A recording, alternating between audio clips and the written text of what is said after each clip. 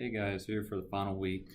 So first, just want to say I've enjoyed this course and getting to interact with all you guys week to week on the discussion boards and the videos.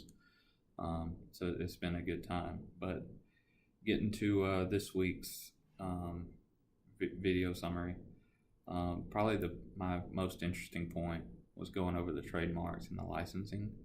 I found trade dress to be really interesting because it's just something that I hadn't really heard about before.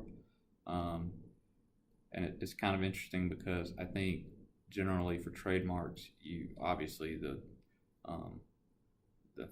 fundamental aspect of them is a name or a phrase or a logo.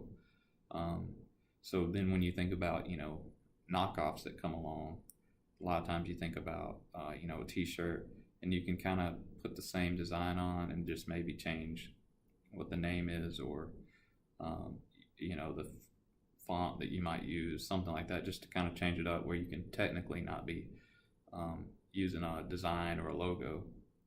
But with trade dress, there's aspects where sometimes that's not the case. In the book, it gave the example of for the Red Bull energy drink, they have the blue and the silver design on their can. It's trademarked through trade dress, which means you can't simply just put your own energy drink out there with your logo and then put that design behind it just to kind of set yourself maybe to draw people's attention, thinking initially it might be Red Bull, because you can't do that. So then I kind of looked into some other cases of what's trademarked with that, and Coca-Cola, the glass bottles are the same way. The design of them, even if it doesn't say Coca-Cola, it's become synonymous with consumers through using that same design over 100 years. That's what people sort of draw to be with that company. When they see that shape of bottle somewhere, they're going to assume that it is the Coca-Cola brand. And there were some the Hard Rock cafes, with their music themed restaurants.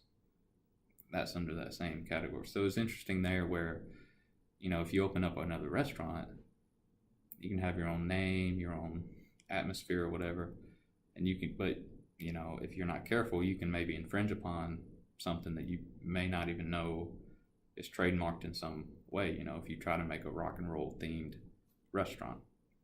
So that was the most interesting part to me. Then in the second chapter, it briefly went over fantasy sports and just kind of talking about what was considered fancy and what wasn't, because at some point they were looking at a lot more things being illegal when there wasn't really a reward possible. So they kind of got a little more strict about what would be considered gambling and fantasy sports. So just when we were reading over that, it kind of made me think about just this week, the FTC put an injunction on to block the merger between FanDuel and DraftKings, which are the two leading dated fantasy sites out there. It said that with those two, if they combined, they would own more than 90% of the